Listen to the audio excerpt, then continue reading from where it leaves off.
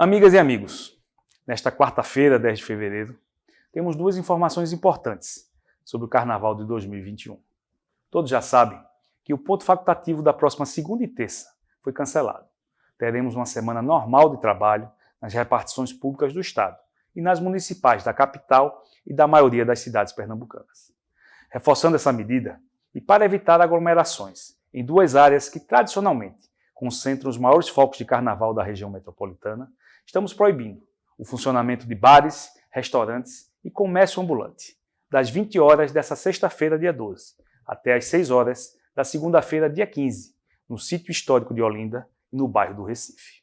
Os órgãos de fiscalização do Estado, em conjunto com as prefeituras das duas cidades, irão observar o cumprimento do decreto e prevenir a concentração de pessoas nos dois locais.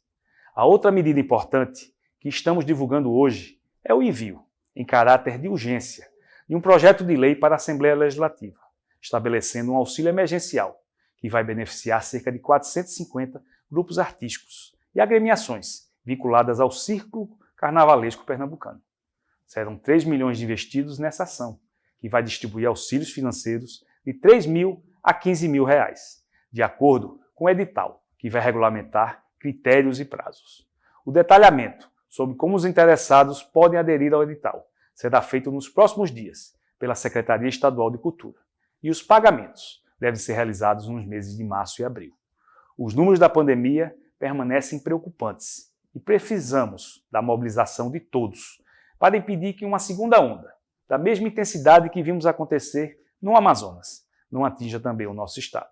A vacinação está acontecendo longe da abrangência que todos nós gostaríamos, o que só reforça que não podemos baixar a guarda e arriscar uma aceleração da contaminação.